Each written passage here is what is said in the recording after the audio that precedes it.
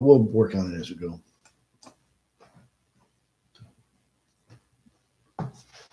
Hello, this is Mark DiCarlo. I've been doing Voices of the Coastal Bend for about 22 years, I think, in Corpus Christi, Texas. This is a requirement that we keep this sign up for 10 seconds once it's broadcast on public access. The show will actually be reworked a little bit. Tonight, I guess, is Mr. Randy Pretzer, hopefully with graphics. He's a local attorney, a perennial guest, a socialist.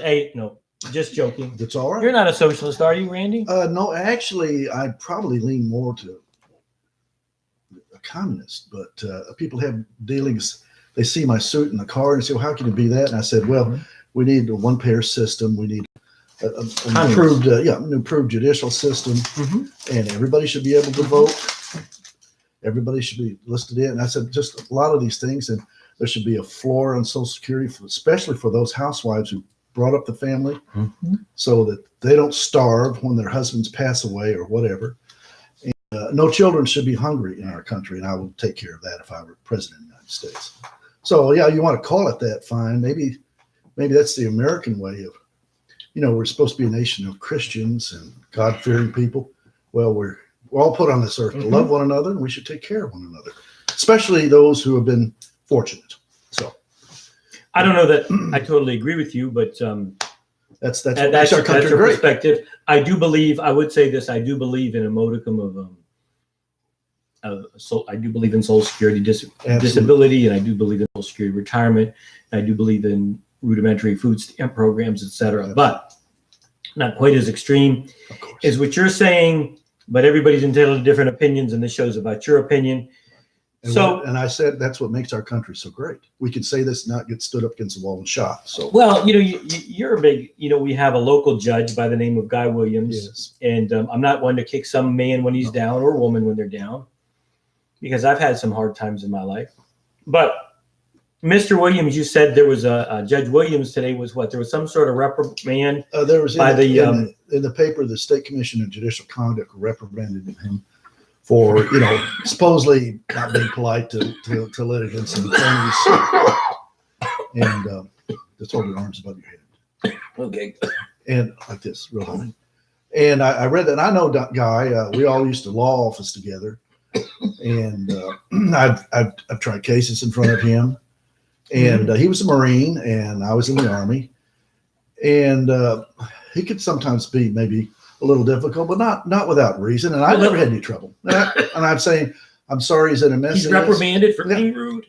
Yeah, basically and then there's the problem with the alleged sexual misconduct.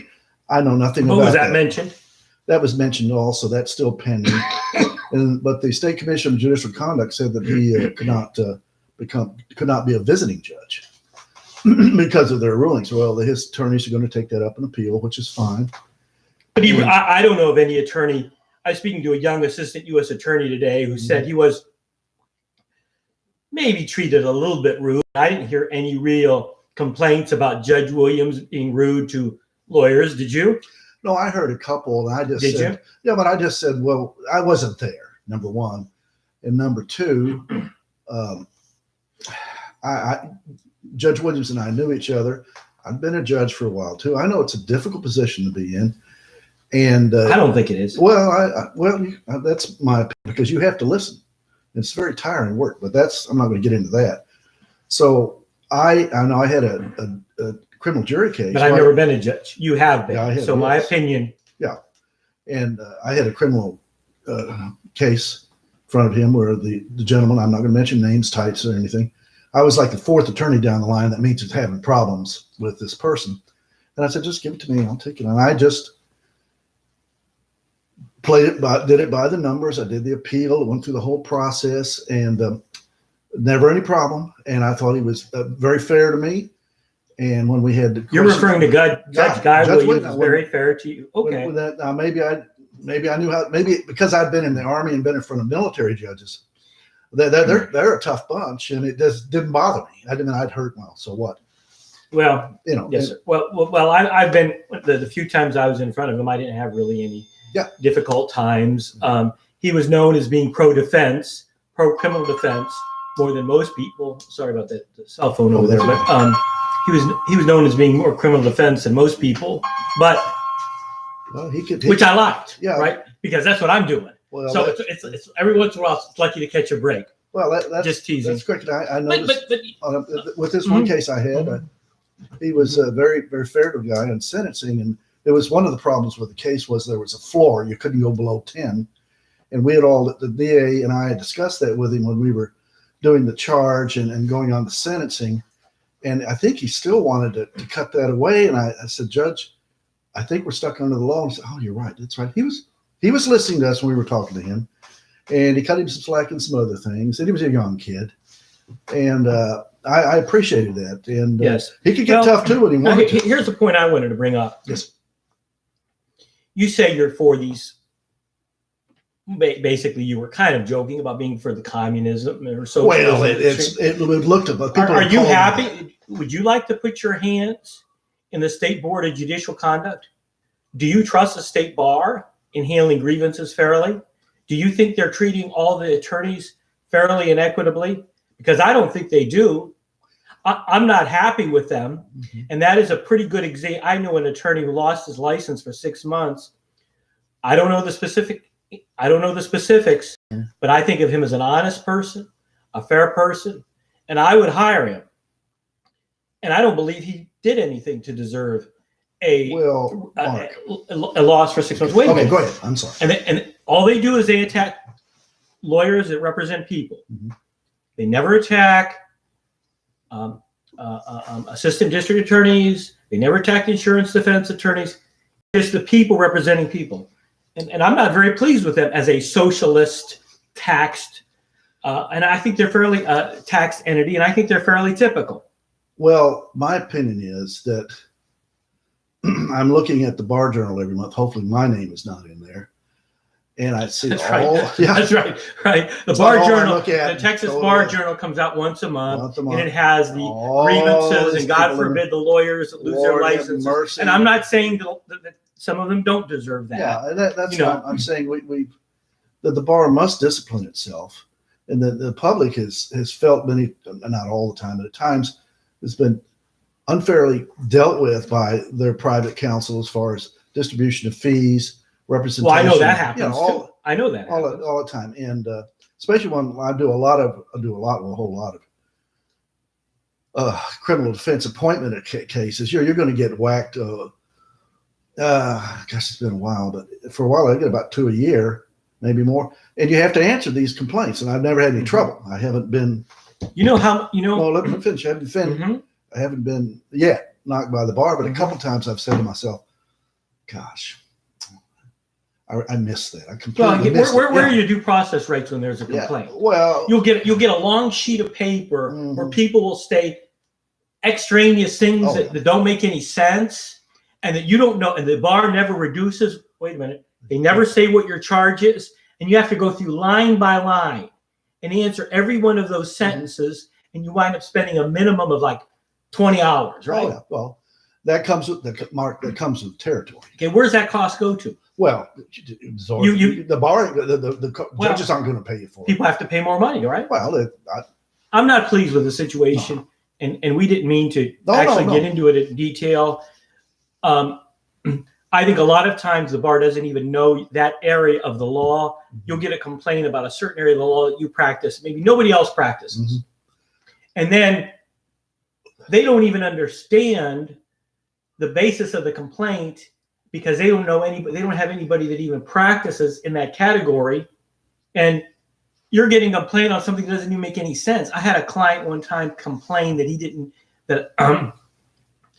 I didn't tell. I misled him regarding how much money he was going to receive on Social Security disability. I have no idea how much money they're going to get. Yeah. I've never told anybody how much money they're going to get. That money that comes from the Social Security Administration.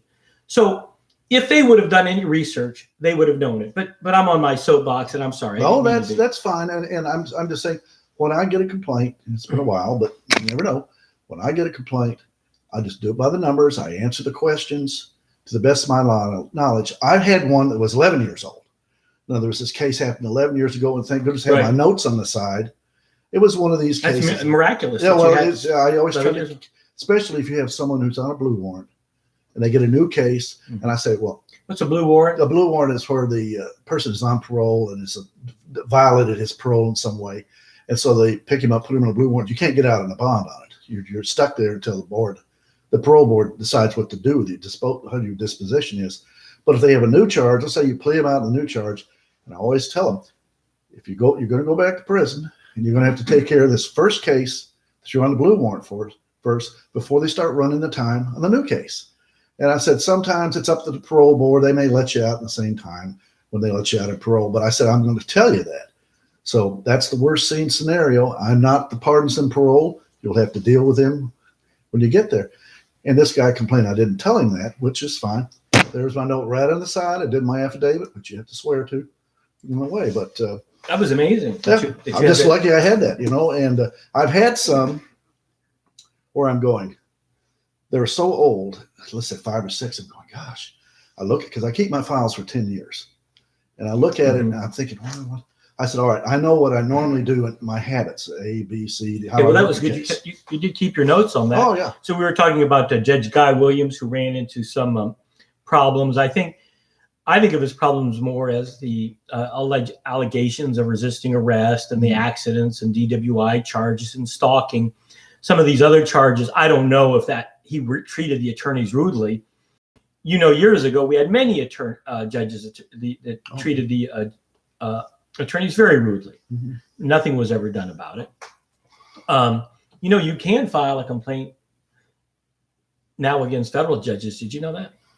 I don't see why you couldn't. Well, that's a new procedure. I know a lawyer who did that shit. Well, you can always write your congressman. Say, Well, they're appointed for life, though. Well, I understand that, but federal judges are appointed for life. They're still subject to impeachment and removal. Oh, interesting. I didn't know that. Well, let's talk about impeachment for a second. Yes, sir. So, who was our last president that was impeached? I mean, impeached, that would be, of course, President Clinton. Mm-hmm. What was it? He was impeached for what? Sexual proclivities, right? Well, I think supposedly lying to the grand jury, and this was a civil matter, and he had to go on depositions, and supposedly he was lying regarding this one particular incident with Monica Lewinsky. So impeachment is really nothing. Is that like a trial? Is that what that is? Well, the impeachment, you might consider the articles of impeachment, which come from the House, and I think it's by a majority vote, or sort of like an indictment. I don't want to equivocate that, but then they go to the Senate, where there's a trial, if you will, in the Senate, presided over by the Chief Justice of the United States, and they have to have 2/3 vote to remove you from office. You don't go to jail. But I'm sorry. So they have a trial. But I don't think there was ever really much of a trial with Bill Clinton, was there? Yeah, it went to the Senate. But I don't think they heard evidence or anything. Yes, they did. They had an attorney and everything. And the Chief Justice, it was, what was Rehnquist, who sat there with his stripes on his own. Your memory of it is somewhat better than mine. Oh, yeah. I never took, in all honesty, I didn't think that was well taken against Bill Clinton. Well, the problem was that I don't think, from my reading and thinking, I'm not here to defend anybody, that it wasn't treason. It wasn't bribery, and they talk about other high crimes and misdemeanors. High crimes and misdemeanors, my conclusion is that you've violated the public's trust by abusing your power. That's where high crimes and misdemeanors come up. In a sexual act. Yeah. A lot of people, of course, were very upset that it occurred in the White House. Well, it was rather odd because some of those people that pushed the articles of impeachment in the House, it came forward that they had quote, sexual problems. I wasn't going to get into that. No. But to me, that just meant that was all political. Larry Flint said that he was going to pay $1 million for every person that exposed a sexual whatever, an illicit sexual act or adultery or a scandal, and he started to do it. And I don't remember, because I haven't researched that in a long time, he got up to quite a few congressmen or senators or senators that had to leave office. The Senate, a number of the senators told the congressman, watch out, there's not the votes in the Senate. We've already taken account. There's not the votes in the Senate for conviction, if you will, and removal. And watch out, because this stuff will come back and haunt some of you guys. And you know what I mean. They left them alone. And here it came. I think there were 4 or 5 congressmen. Okay, I thought there were more than that. Larry Flint, and then they stopped it.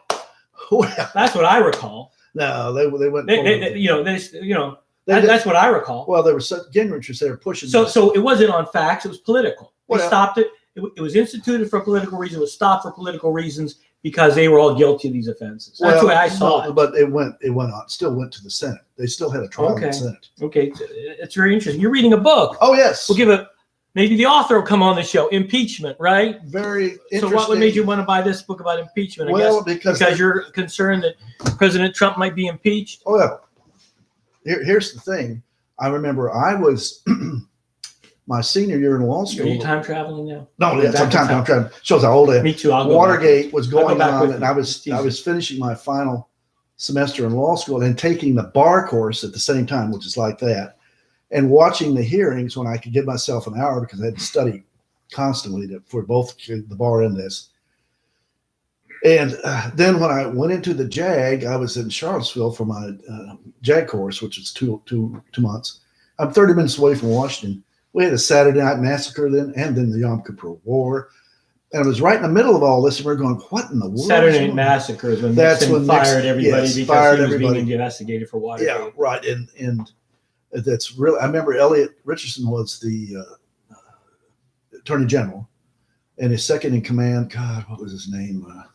There were two of them, and they finally got down to Bork or somebody. Bork, why he did that, I don't know. I think it was Solicitor General. I just stayed out of it. I said, hey, all right. So I'm Solicitor General, and I've got too much of an interest in the case. No. And so I remember reading the book about, remember Spiro Agnew, who was taking bribes in the White House basement, finishing. Well, I don't know about that because my understanding is when they, again, being my conspiratorial nature, they didn't want him to become president. So all of a sudden a scandal comes out from 20 years prior saying that he took bribes when he was governor. Was that Massachusetts or Maryland? I forgot. Maryland. No, that's not quite true. He was still taking contract bribes. We're still spilling into his Washington. So that coincidence. I read the book, Spiro Agnew, Rise and Fall of Spiro, Heartbeat Away. Well, those about that thick, and the Attorney General, the U.S. Attorney General from Maryland, was a Republican, and that for a while could not believe what was going on because the stuff was coming back, and that's why it took so long to prosecute. And that's what Richardson said. You better have your stuff lined up, if we're going after him. But people misunderstand me. I'm not necessarily. I did not like Spiro Agnew politically at that time, finding him much, much too conservative. But I thought it was an amazing set of coincidences that at the time that Richard Nixon is about to face impeachment and in all this political trouble, they get rid of Spiro Agnew like this. Then they bring in Gerald Ford. I understand. I mean, a lot of coincidences. It's like Kennedy, Oswald, Well, wait a minute now. Right to the very end, for President Nixon bailed out, the Republicans in the Senate, including Barry Goldwater, were sticking to him. But all of a sudden, when the Supreme said, hey, you've got to release those tapes, and there it is, the direct evidence coming out of his involvement in a conspiracy to cover up and organize everything, that's when 4 or 5 of the Republicans said, that's it, we're not staying by you anymore. You're going to have to go. You're impeached, and you're going to get convicted. He's already impeached. You're going to get convicted in the Senate. Need to bail out. And my conspiratorial nature makes me wonder about all of that, including the Deep Throat and who was Deep Throat. He was former director of the CIA. What was his name? Feltz. And he's the one that gave the Woodward and Bernstein that information. And before you know it, he's out as a result of the actions of a CIA director and somebody who wanted to be director of the CIA. Again, he was in there very temporarily. So I thought that was a coup d'etat. I think that, Phil. Is that right? Let's put it this way. The number of books that I've read about this, and of course, Beckschloss and some of the others, Nixon got himself into a mess, and it's his own fault. And if he hadn't really done anything, when he had heard about this alleged burglary, if you want to call it, or the capers, they call it, he should have said, hey, the Marine Guards bring him in here, arrest this guy. I'm calling the U.S. Attorney's Office. Want nothing to do with it. Got out of it. If he had done nothing and said, let it take its course. But no, he wanted to cover it up. He had been part of it. It's in the tapes. People don't realize that. It's all there. And here, Felt, and I defend Felt. because he was trying to tell these people, especially Gray was the FBI director. Yes. Who, oh, by the way, had to plead guilty to a number of things. And I remember that. I said, God, where does it stop? And what it is, Felt just became very frustrated. So that's why he became Deep Throat, if you will. And Woodward and Bernstein. Or because they did an excellent job. Or because they wanted to get rid of Nixon. Well, really Nixon. Know. Well, that's what they said. Yes. Merely because they gave a rationale for that. That's what we, but you don't know the truth. I think there were some other people that we haven't heard about yet who said, hey, we've been in the White House. We've heard, I'm just speculating. Y'all got to do something to get rid of this guy. He is corrupt. And some people say it was because he ended the Vietnam War. What do you mean he ended the Vietnam War? Nixon never ended the Vietnam War. It was still going on. It was still going on until he left. It was still going on. Kind of an automated war. That's well, true. How about the new thing that came up where he and who was it, Chennault's wife, widow, if you will, were involved in scuttling the peace talks when Johnson was trying to settle the war and shut it down. But I've known about that for 15 years, and I've told some people, I said, there's some books on this, but and they say, well, we don't know what Pretzer, you're just real liberal. I said, no, I'm not. I love my country, and where else could a poor boy like me could go to school and become a lawyer? My God, I love my country. It's done everything for me. And go in and be an officer. I said, don't talk to me that way. But I said, these people saw this guy. He was corrupt. They knew he was corrupt. And they finally had just had it with him.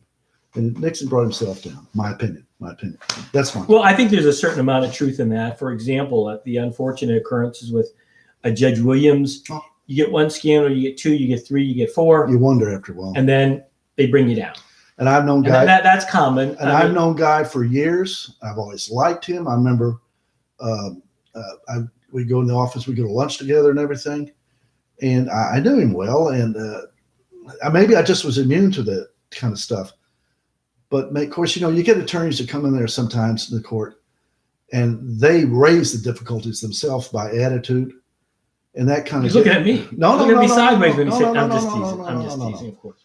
When I was a judge, I always had to really sit on myself that if I'm going to get angry with some attorneys because they're rude, then it's a reflection on myself that I don't have self-control, and you have to get along with people.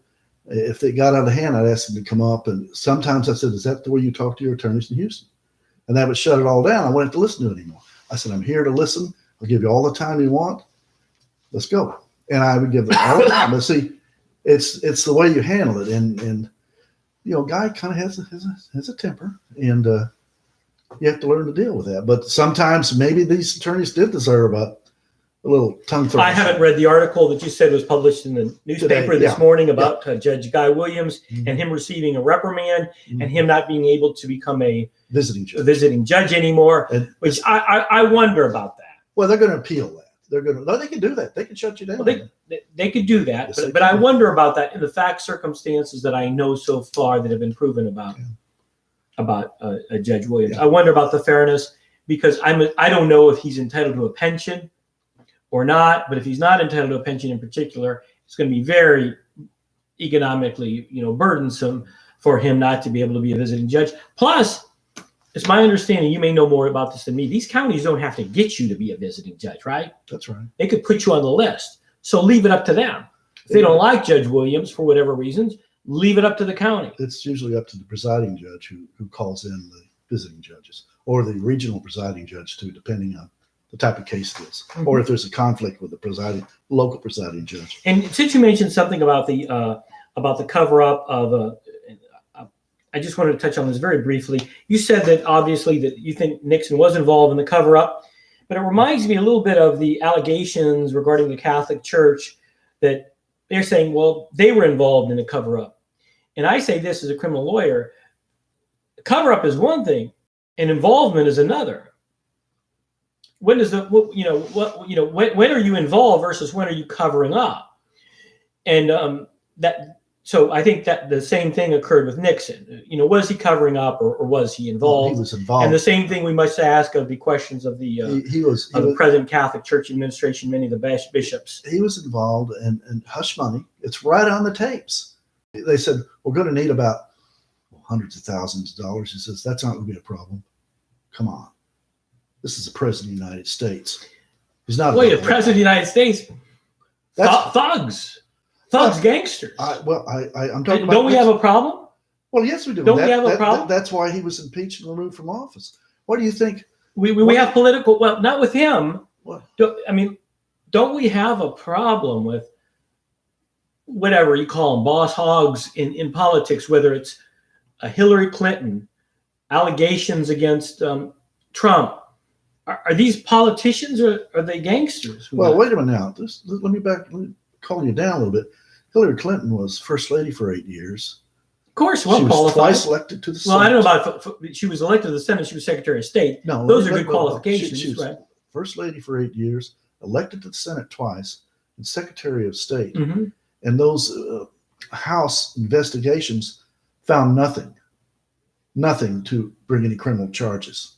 Nothing. So you don't think there was anything regarding these? She went through the process. Uranium sales regarding Russia while she was in office. This foundation, the deals regarding the intrigue against Sanders. Against Sanders.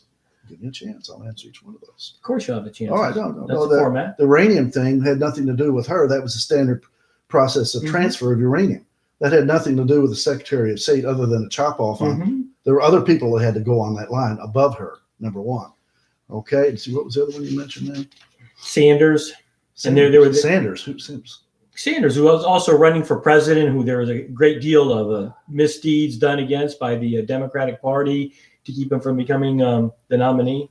I think he would have raised those. He did fine. There was a lawsuit about it. Yeah, but the thing about it is, he didn't win. He didn't win. He didn't win the primaries like he should have. I heard about the lawsuit and they got nowhere with it. Okay. Well, no, there was a decision on the lawsuit. I thought it was very telling about the parties, saying, "Well, look, you don't have any right to bring this lawsuit. That's all up to the internal machinations of the Democratic and/or the Republican Party. You don't have any right, and they don't necessarily have to follow even who the people want." I mean, if you read that decision, it was just terrible. Let's get to the bottom line here. If Secretary Hillary Clinton had been elected president, well, we have this mess going on now with Trump. No, I don't know. There's allegations regarding her involvement with Russians. I don't know. Well, Putin didn't like her because she was going after him on a number of things. That's where he did not like her at all when she was Secretary of State. She stood up to the guy instead of going around and saying, like we have now, about I can get along with Putin. Well, that's fine. But remember, he was a colonel, if not a general, in the KGB. Hey, you don't mess with the left. Hates. You know why they hate Russia? What? They loved them before, right? Who? The left loved Russia up to 5 years ago, right? No, that's a why they hate them now? Loaded question. Because I think you know why I think. No, you won't hear anybody say this because of their affiliation and identification with the Russian Orthodox Church. No, they hate that. I'm not. Oh, that's. Oh, you think so? All of a sudden, I like the fact. All of a sudden, they're the greatest thing in the world. They're experimenting with socialism. All of a sudden, Putin identifies them with the Russian Orthodox Church. We got to hear, they're so bad. They're trying to take over the United States. That's been going on for years. Their involvement with our interference with their politics. That's been going on for years. How are they going to take over the United States? I don't know. That's what the allegations are. Well, they're interfering with our politics. Are we going to have an invasion of the Russian? They only have one carrier. I didn't know that. That's interesting. Yeah, one carrier, you know a lot about that. Mr. Pretzer reads a lot about one carrier that has the end of the run of the carrier is up a little bit so they can get enough lift and air to get off. That's one carrier. But remember, thank goodness for our oceans. But now, of course, the missiles kind of taking care of that, right? I don't. You're the military expert. No one's successfully invaded us yet, and I can't see them hauling a bunch. They're still having trouble with their army now. They still have to upgrade a lot of their equipment, and a lot of their submarine stuff is still rusting in the harbors and have been cut up for scrap. But don't forget the fact that they did have the fastest submarine in the world, underwater with 51 miles an hour. And I'm saying, don't underestimate the Russians. But then again, you have to understand the paranoia of the Russians, them having been invaded. At least 4 times that I can give you on record. If we've been invaded that many times, we might act a little strange too. I don't know. That's my opinion. Yeah, I don't know that you act strange. But I mean, Another nation state to me. Oh, no, it's all right. You know, Oh, here, by the way, governs the rules. and here's an interesting book. This is called A Love and War. I've got book 2. I need to get book 1 and 2. This is an American who volunteered in the Soviet Red Army. You all need to get all 3 of them, and you're going, well, I don't believe all This that. is on Facebook. Yeah, This I'm is the sorry. screen. Yeah, there we go. Excuse me. And I'm reading this because I've always been fascinated. How in the world did this guy get into this Red Army? And he was a tank commander. What year was this? In the World War II. He started in 41, I think. And he'd been in a number of battles. And I'm reading this, and you're right down there with the troops in the field and how terrible it was. And it kind of corroborates my other sources that I've read, but it's a very personal account. He's in love with one of the nurses and everything. But his family, he was born in America, but they came to Russia, I guess, to possibly work in one of the Ford plants or one of the American plants that Stalin encouraged to come over to do some work for them. And then he somehow gets in the Red Army. That's why I need volume 1. But it's interesting to read all this and the people they read and how they deal with the tragedy of everyday war and how terrible it was. It's a personal account. Okay, so Go ahead. So he went to Russia. He was a United States citizen, and he went to Russia. His family brought him over when he was a young boy. And then he went to Russia and he fought in Russia's side in World War II. Yeah. Did he come back to the United States? I think he's made several visits to the United States. He visits the United States. Yeah, here he is. He's still sort of somebody. Now, of course, I'm sure you'll love this man. Noam Chomsky says what a wonderful guy he is. Chomsky was on the show. What a wonderful man. Yeah, and here he talks about him, praises the guy. Yeah. And he still does lectures, and he just managed to survive. He remembers being in a tank. You know what Chomsky says about this political corruption we're talking about? About whom? But generally these these events, these scandals. Okay. He says these are reported as if they were independent, isolated events. Yeah. He says, but they're basically inferred. They're reporting them wrong. This is how things are. So that whatever it is, there's Watergate, and then under Ford there's pardons, and then under and so on, and under Obama there's whatever it is, guns in Mexico. These scandals are not separate events; they're endemic in our system. And the way they're being reported make them seem as if it's an unusual occurrence. Well, all this stuff is every day, and it's terrible. Is that right? Well, it's terrible, but I don't remember a lot of scandals in Obama's administration. I don't really think there were. There was that one regarding Mexico and guns and that was some sort of thing that I guess to help with the chaos of the warlords and the drug lords and everything. But Mexico was trying to do something with their federales, as I call it. The guys that go in there and arrest these drug lords. They have masks on. They're Marines, and they're in full battle dress. And I thought, no, they've got guys who are tough enough to want to fight back. So, we've been fortunate not to have that kind of problem. Not yet, at least. Well, no, I agree with you. There's always been corruption. And here's the thing. Remember, pardon is provided in the Constitution. It's almost absolute. You can't pardon yourself, of course. So what are we going to do about that? President Trump is saying he could pardon his men and he could pardon himself. And I don't know. I haven't researched it. I said, well, interesting. We'll see. Well, here, let's get on to something here. Let's talk about this. The issue dealing, and everybody, I suggest you read that. You'll under a little more sympathy for the Soviet Army for whatever it is. I'm too burned out to read, Oh, I know. I'm oppressed by the law. The law is like a weight on my head. That's my problem. The law gets interfered with my reading at times. So, and I'm not a fast reader like my wife and my sons. My God, they're fast readers. My mother too. I have to plug along and try to think things through.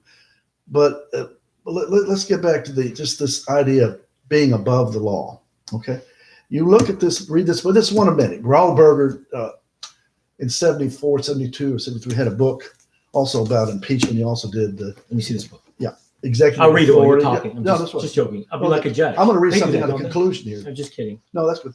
And here's the thing. I'm just going to say this idea of being above the law has been dealt with a number of times, especially by the English. When James I became king, or putative king, remember that his mother had been married to the King of France. And they were very young, and the King of France died in some horse accident. So for some reason, because when Mary Queen of Scots was executed, James I was part of the line. So he comes down, and his all experiences is with the continental powers as far as being very, how should I say, cruel regarding the imposition of law and its penalties. So he's coming down to London to get, I guess, crowned, sworn in. And he stopped at a couple trials, and he just says, well, we'll just hang this person. The English are outraged. You have a right to a trial in our country. And Parliament got a hold of this, and the Attorney General, whose name was Coke, spelled C-O-K-E, got after him and said, look, this is the way it's been. This is the way we, the English, think. You have a right to a trial before you put someone into capital punishment.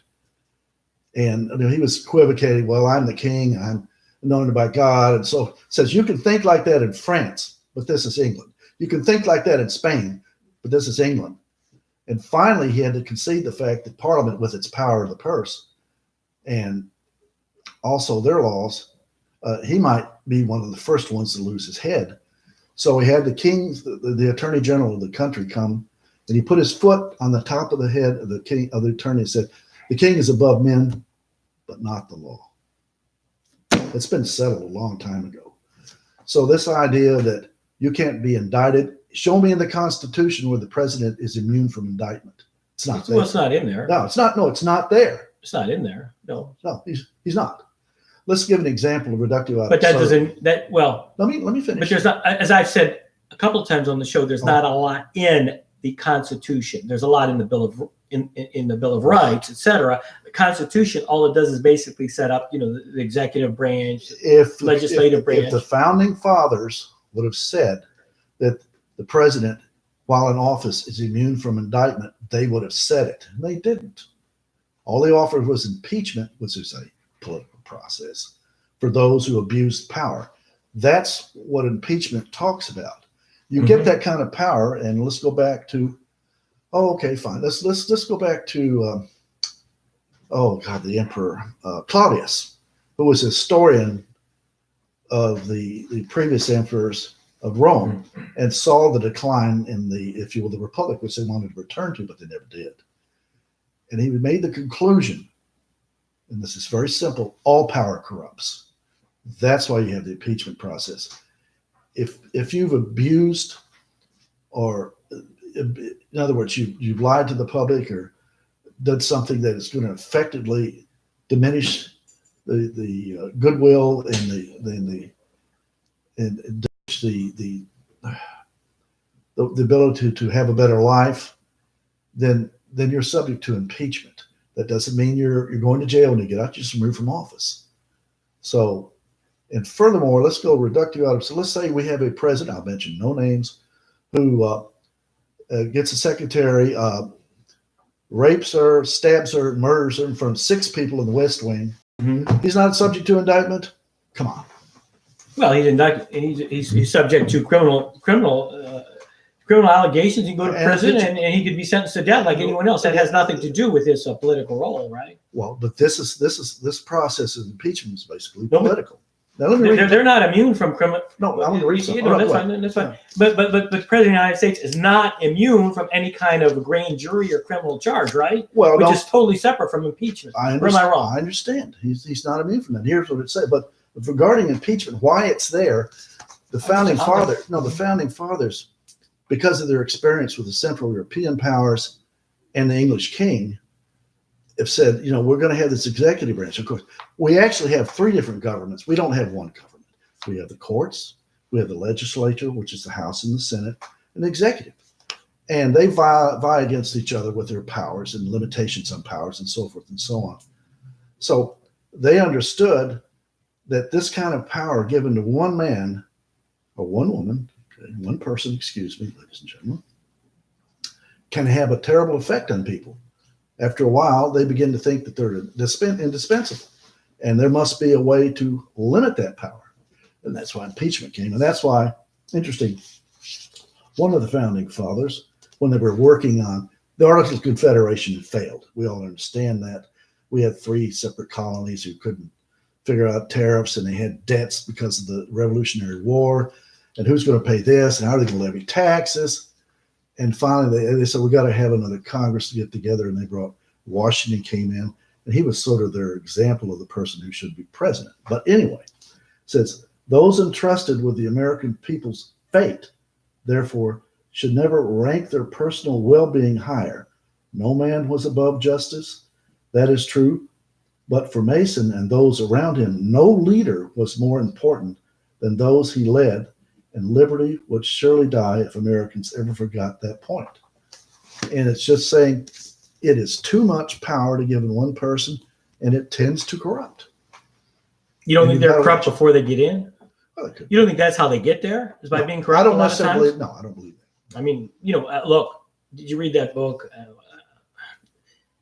Pathway to Power by LBJ?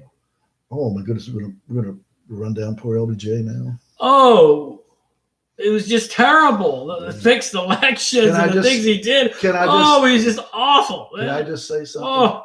When LBJ graduated from university, he was teaching in the border counties with young Hispanic children, and he was so incensed by how they were treated. He had some social, social consciousness. He just couldn't. Yeah, and he did some good social consciousness. And he said, and I think maybe with Johnson, he says, when you get power, you have to learn how to wield power.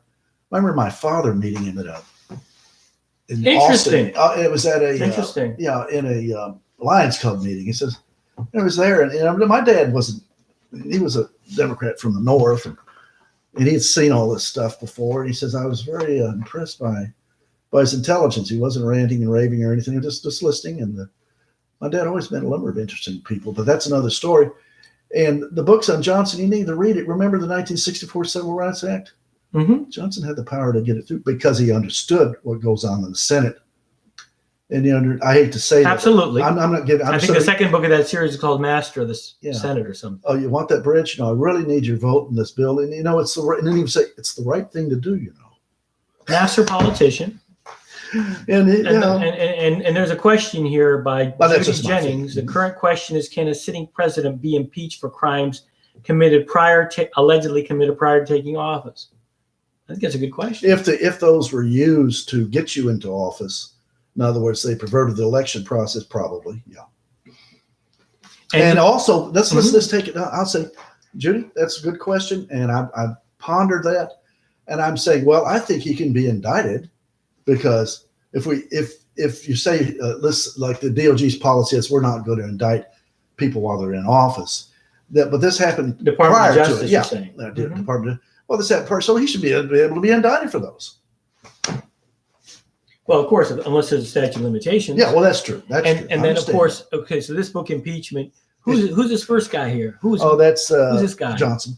Johnson. He was the vice president under Lincoln, and I think the reason, of course, he managed to skate by one person would not vote for his impeachment, and Johnson. The problem with Johnson is that I don't remember that, or I never remember reading about that. It was just one. It was in Kennedy's book. Profiles in Courage, he talks about the impeachment. That's Did you write that book? Yeah.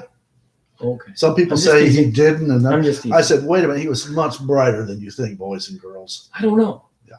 Well, if he had a lot of let's say he read Barbara side things going on, a lot of other things going on. Well, remember he read Barbara Tuchman's Guns of August. Remember, and I had read that too, and so it's my wife and my boys. And during the Cuban Missile Contest, you see these conversations. A lot of that is those, but like we're there when they heard that, and it's like, once it starts, it's not going to stop, and it's like we start killing Soviet soldiers, they're going to fight back. So he knew this thing had to be worked out, so we didn't have that confrontation. And I hope our boys don't start shooting at people in Mexico. So yeah, it can be. What would make you think they're going to do that? Well, the problem is, I noticed that. People were leaving water out for people who would come across the border and who were suffering from dehydration. And I saw one of our Border Patrol people pouring the water out. Yeah, they laughing about it. And I thought, are we that morally bankrupt? I wouldn't do it. If I were bored, I said, I'm not going to do it. People are coming through and they're thirsty. And they're going to come through and they're not criminals. They're seeking asylum here, which is provided under federal law and international law. So I think the president, ladies and gentlemen, I'm sorry, is abusing his power and probably will be impeached if he doesn't resign.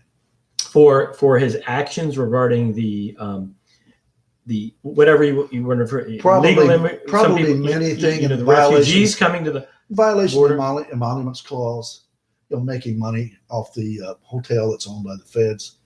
And I'm going to return this money, which he hasn't done.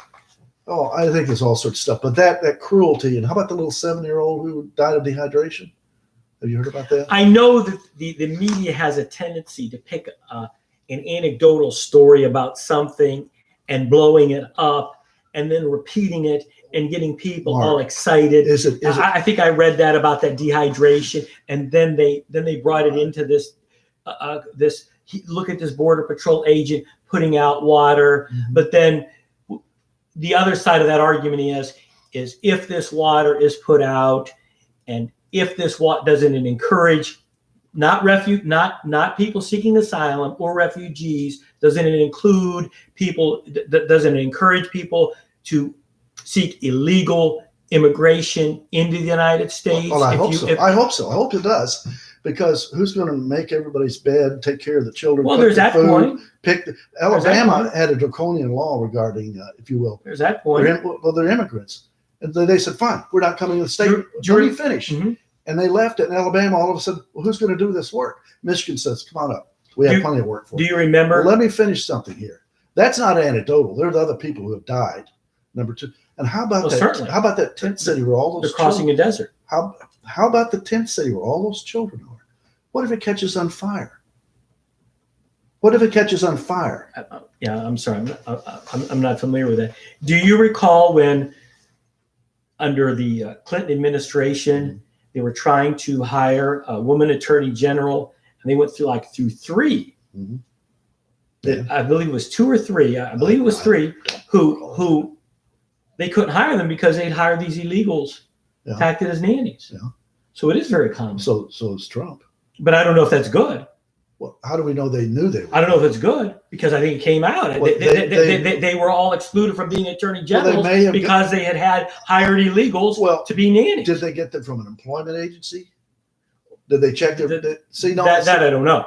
I'm not going to go there. We're getting off the issue. The issue is that the procedure of the Trump administration on our border is draconian. It violates federal law and international law, which are all signatories to. And they're now blocking, if you will, the entranceways and saying, keeping these people off, and have children put numbers on their arms so they get in line. And I want to say, well, it reminds me of the concentration camps in Germany, the Kinderlagers, where they showed their numbers, they're tattooed on them. Well, the Jewish people, they were citizens of Germany. I don't see the analogy. Many of those people in the Kinderlager were not citizens. If they start doing it to citizens, the United States would have a problem. These were the Kinderlagers near Auschwitz. That was in Poland. Oh, okay. I'm sorry. No, I'm sorry. No, so say that again. I'm sorry. They were doing that too. They were doing that. They were tattooing the children. They had a Kinderlager. Mm-hmm. I'll give you an example of the Kinderlager for everybody to see. You might want to look it up if you want to. GRs are storming into Germany, and there's this Kinderlager there. Well, the SS is trying to destroy all the evidence. So they take all these children down to the river. This is midwinter. Have them take off their clothes, put them in the water, put them back on, stood them out till they froze to death, then stacked them up like cordwood. Well, here comes several battalions of tanks and infantry, and they see this, and they want to kill everybody around.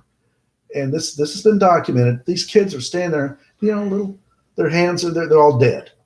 And the battalion commanders had to pull their the service revolvers on their own men, say, go on, move forward. The MG and the MPs are behind us. They'll take care of this. And of course, the SS had left, and they put other people in their uniforms who didn't know anything about this crap. And here's all these kids. Yeah, and they had little tattoos. Terrible. We got about 11 minutes left, and I just wanted to see if there was anything else you wanted to hit that was important, you thought we hadn't discussed. We were talking about, of course, some of these government agencies that I wonder about. We're talking about corruption. We're talking about, obviously, Mr. Guy Williams. And, who has resigned today, the head of the Interior Service? What's his name? I didn't read that. Yeah, he's as the end of the year. He's going to be gone. The one who he rode a horse to his office sometimes, and when he was in his office, they had to raise a flag. Zinke, I think his name is.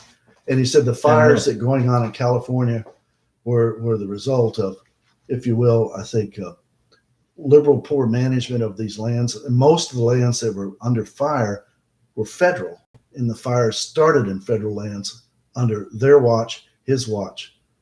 And so also there's the issue of global warming too, drying the land out. So it's very difficult to. Well, I think President Trump came under some degree of criticism because he had asserted that the liberal agenda in California prevented them from clearing land appropriately for fire breaks, etc., and that was the liberal agenda caused that. I didn't research that. I could believe that is true. I don't know that that's true. Well, no, most of the land is federal land, and they hadn't cleared the land, if you will. And number two, there's a number of issues, to do. You got to really get after that.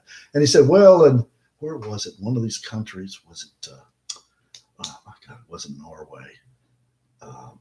Anyway, that they showed somebody raking the areas to clear the land.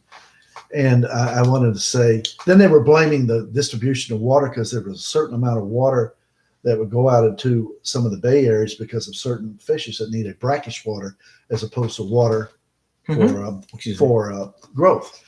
And I want to say, good Lord, this is something that had been approved by the feds in the state to do this. And he was blaming that's why they didn't have enough water. And I had to do a lot with global warming and evaporation. And there's a lot of engineering and science that goes into evaporation. How when you have a dam, you're going to have an evaporation issue. Well, how narrow do you want it to cut down the evaporation? You think global warming is proven? Oh, yes, it's already working. I think so. But some of the people I've known who's, it's not. I said, well, when's the last time you read Scientific American? Was that 15 years ago? I said, apparently they're talking about it now, and there is a difference, and I've noticed a difference in temperature. Of course, when we had a cold front, President Trump said, see, I thought we had global warming. And I'm going, no. Well, what I don't understand is why you can't believe that there's global warming, but you're not necessarily in favor of the political ways of basically of this one world order, one world government deciding what individual countries are going to do to prevent it. In other words, they go hand in hand generally. Well, I believe in global warming, so I'm for all these other, I'm for all these other laws to prevent. Well, we've already withdrawn from this one particular law about global warming, but a lot of the municipalities and states have said, no, we're not going to do that. We're going to continue to work with the other world countries who are signatories. So for Trump to make these, President Trump, not Trump, be respectful, to make these statements out of ignorance, which is what it is appalling. And to have this denial is appalling, and it only reflects the fact that he's apparently not very well read, not particularly smart as he thinks he is. I guess he can make a lot of money, but he can sort of go bankrupt a lot too. So I don't know how good he is as a businessman, but I don't think he knows what he's talking about, and he's not listening to people. And now we got our third chief of staff who is staying only on a contingency basis, so he knows when to bail out so he doesn't get too tarnished. So that'll be interesting too. I thought maybe this was President Trump said, well, hey, I had that show.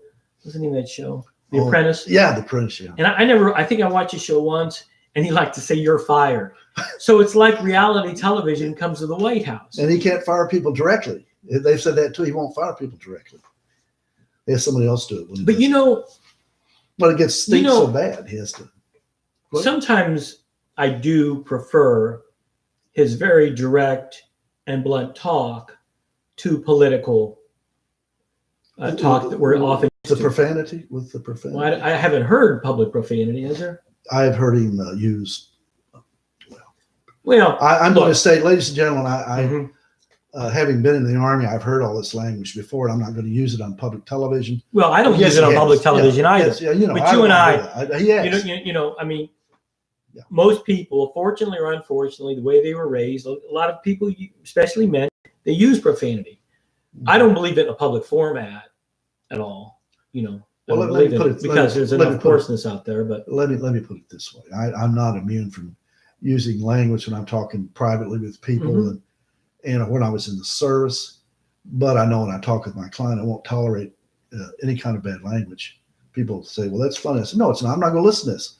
I'm here to talk to them about their problems, and I'm not going to hear these words, these expletives or adjectives as to why they're there. No, that's not the case. But primarily, he is president of the United States. I can't imagine Johnson or Kennedy or even Nixon making public comments and using these expletives or using these gross referrals to people. And I don't. He does that. And I'm saying I don't necessarily agree with it, but what's more important, your platform or superficiality? you could get your platform across without profanity. Okay. What's more important? You get us in a war for fraudulent reasons, or you adhere to superficiality. What war are we talking about? What war would you think I would be speaking about? Well, how about the first Iraq War? And the Iraq War? Iraq War? Yes. And the second Iraq War? Yes, I agree. But what's more important? I'm not going to sit up there and use the words. You can say there were not sufficient reasons to justify going into this war, and these are the reasons: 1, 2, 3, 4. Let's be rational when we talk to people. When Kennedy talked to the public about the Cuban Missile crisis, did you hear any profanity? No. No, and I'm not going to disagree. No, this is his political correctness, and I said no. I'm not going to disagree. Our president has a duty, especially when there's children watching. How am I? Listen, I always talk to my boys, and of course they still address me as dad or sir. And how are these people going to talk to the children? And say, don't use that language in school. And then here the president of the United States, and I'm not excusing him or anybody, but this is my own personal opinion, ladies and gentlemen, has no business using that language which demeans people, especially those members of the Senate and the House, demeans people, and to me it's an embarrassment to our country. But what about the children standing next to us? And we want to set an example. So I think he's wrong on that. And this idea, well, it's refreshing. Well, I had one of my friends who I just I don't want to talk to the person anymore because he thinks this being if you will, blunt is great. And I say, no, it's not. And I said, you wouldn't like me to talk to you like that all the time. Years ago when I was a kid, you'd listen to a politician or you'd listen to these people covering the news, the commentators. Yes, sir. And you'd have to listen so closely and so long to figure out what they were saying. That's because we were younger, didn't know what was going on. No. It was a different way of speaking. Everything was spoken very diplomatically, very correctly. And you said, man, I'm about tired of listening to figure out what he's saying in code. You know why? Remember that? No. You know why that comes about? The Civil War, prior to this, a few months prior to the Civil War, it was so bad in the Senate and the House that the president of the Senate had a loaded gun on his podium. There were people challenging each other to duels, shooting each other outside. Remember the guy who came in and beat so that's somebody with a stick, and then people were sending him sticks to do it again. And after the Civil War, people had to calm down because the radical Republicans were so upset about the casualties and the costs of the Civil War that they said, try to finish up. Reaching the end. We've got to learn to be civil discourse is very worthwhile. Courtesy one another.